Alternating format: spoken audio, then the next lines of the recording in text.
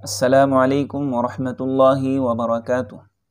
الحمد للہ وحدہ لا شریک له من لا نبی بعدہ، فاعوذ باللہ من الشیطان الرجیم، بسم اللہ الرحمن الرحیم، وبہ نستعین۔ یا ایہا الذین آمنوا اطیعوا اللہ واطیعوا الرسول، صدق اللہ العظیم وصدق رسولہ النبی الکریم، ونحن علی ذلک لمن الشاہدین والشاکرین والحمد للہ رب العالمین۔ عزیز ساتھیو، شیطان نے انسان کو بہکانے کے لیے، راہ حق سے ہٹانے کے لیے کئی طرح کے جال بچھا رکھے ہیں۔ ان میں سے ایک یہ بھی ہے کہ وہ انسان کو رب العالمین کی نافرمانی میں پھنسا دیتا ہے، پھر انسان طرح طرح کے گناہ کرتا ہے۔ تو سب سے پہلے تو آپ جان لیجئے کہ گناہ یہ کتنی طریقے کے ہوتے ہیں۔ تو گناہ یہ دو طرح کے ہوتے ہیں، ایک تو گناہ صغیرہ ہے، ایک گناہ کبیرہ۔ گناہ صغیرہ یہ وضو، نماز، روزہ، صدقات، خیرات کے ذریعے سے معاف ہو جاتے ہیں، جیسا کہ اللہ رب العزت نے ارشاد فرمایا، ان تجتنبوا کبائر ما تنہون عنہ نکفر عنکم سیئاتکم وندخلکم مدخلا کریما، کہ اگر تم ان گناہوں سے، ان چیزوں سے جن سے ہم نے تمہیں منع کیا ہے رکو گے تو ہم تم کو تمہارے چھوٹے موٹی برائیوں کو، تمہاری چھوٹی موٹی برائیوں کو یوں ہی مٹا دیں گے اور تمہیں عزت والی جگہ یعنی جنت میں داخل کریں۔ تو یہ اللہ کی طرف سے بندے کے لیے ایک طرح کا انعام ہے کہ اگر بندہ بڑے گناہوں سے اجتناب کرتا ہے، بڑے گناہ سے بچتا ہے، تو اللہ تبارک و تعالی چھوٹی موٹی غلطیوں کو معاف کر دیتے ہیں۔ دوسرا گناہ یہ گناہ کبیرہ ہے۔ تو گناہ کبیرہ کے لیے سچی توبہ یہ شرط ہے۔ گناہ کبیرہ جب تک سچی توبہ نہ کی جائے اس وقت تک معاف نہیں ہوتے۔ اگر گناہ کسی انسان کے حق کے متعلق نہیں ہے تو پھر توبہ کی تین شرطیں۔ سب سے پہلی شرط تو یہ ہے کہ انسان جس گناہ میں ملوث ہے اس سے باز آ جائے۔ دوسری شرط یہ ہے کہ وہ اپنے گناہ پر شرمندہ ہو، نادم ہو، پشیمان ہو۔ اور تیسری شرط یہ ہے کہ اللہ سے وہ عہد کرے کہ آئندہ اس گناہ کو نہیں کرے گا۔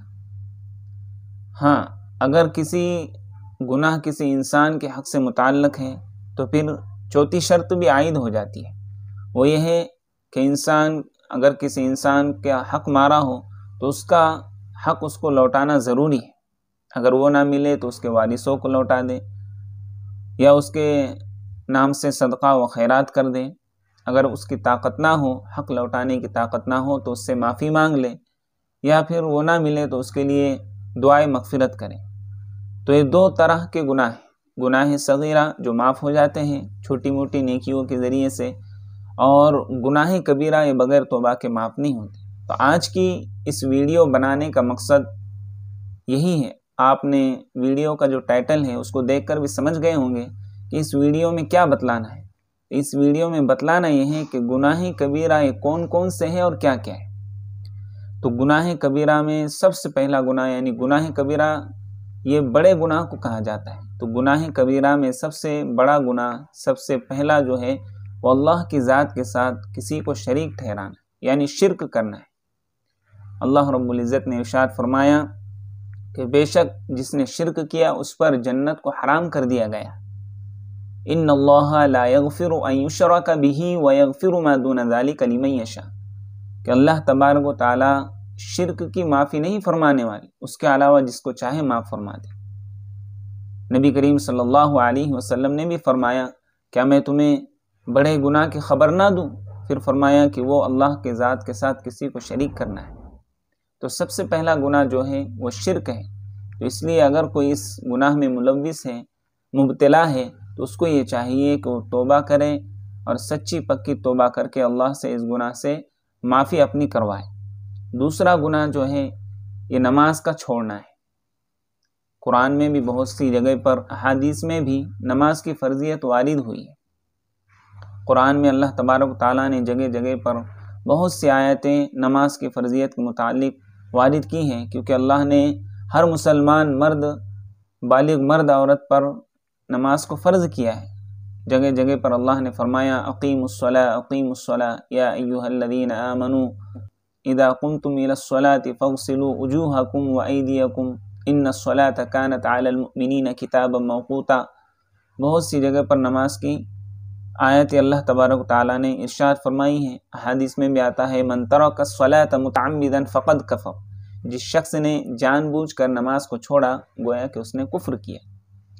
تو اس لیے اگر کوئی اس گناہ میں مبتلا ہے تو یہ گناہ کبیرہ ہے، اس کے لیے سچی اور پکی توبہ کرنا یہ شرط ہے۔ تو ہمیں چاہیے اگر ہم میں سے کوئی شخص اس میں مبتلا ہے تو اللہ تبارک و تعالیٰ کے سامنے اپنے گناہ کی معافی کروا لے۔ تیسرا گناہ یہ ماں باپ کی نافرمانی ہے۔ جیسا کہ میں نے پہلے بھی بتلایا تھا کہ اللہ تبارک و تعالیٰ نے قرآن کریم میں اپنی بندگی اور اطاعت کے فوراً بعد والدین کے ساتھ حسن سلوکی کا حکم کیا ہے۔ تو اس سے پتہ چلتا ہے کہ سب سے زیادہ حق رشتہ داروں میں والدین کا ہے، اور جب والدین ماں باپ راضی ہوتے ہیں تو یہ اس بات کی نشانی ہے کہ اللہ تبارک و تعالیٰ بھی راضی ہوتے ہیں۔ ماں باپ اگر ناراض ہو جائے تو اللہ بھی ناراض ہو جاتے ہیں۔ تو یہ ماں باپ کی نافرمانی یہ بھی کبیرہ گناہ میں ہے، بڑے گناہوں میں اس کا شمار ہوتا ہے۔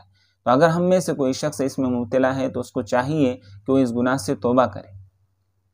چوتھا گناہ یہ سود کا کھانا ہے، کیونکہ اللہ تبارک و تعالیٰ نے قرآن میں فرما دیا احل اللہ البیع وحرم الربا، کہ ہم نے بیع کو یعنی خرید و فروخت کو حلال کیا ہے اور بیع کو حرام کر دیا ہے۔ بہت سارے ہمارے بھائی اس گناہ میں آج کل مبتلا ہیں جو سودی کاروبار کرتے ہیں۔ اللہ کے نبی نے تو لعنت فرمائی ہے ایسے لوگوں پر، سودی کاروبار کرنے والوں پر۔ اللہ کے نبی کی حدیث ہے لعن رسول اللہ صلی اللہ علیہ وسلم آکل الربا وموکلہ وشاہدیہ وکاتبہ، کہ سود کا کھانے والا، سود لینے والا، سود دینے والا، سودی گواہ بننے والا، اس کو لکھنے والا، ان سب پر اللہ کے نبی نے لعنت فرمائی۔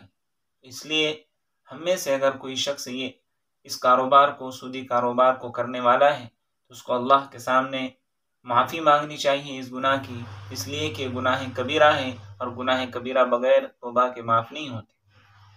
اس ویڈیو میں مختصر انداز میں گناہ کبیرہ کو بیان کیا گیا ہے، ورنہ اس کے علاوہ بھی بہت سے ایسے گناہ ہیں جو گناہ کبیرہ میں، بڑے گناہ میں جن کا شمار ہوتا ہے۔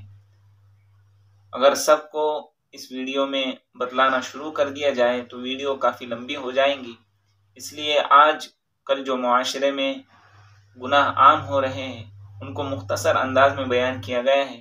اللہ تبارک و تعالیٰ کی ذات سے امید ہے کہ اللہ مجھے بھی اور آپ کو بھی گناہ کبیرہ سے بچنے کی توفیق عطا فرمائیں گے انشاءاللہ۔ جزاک اللہ خیر۔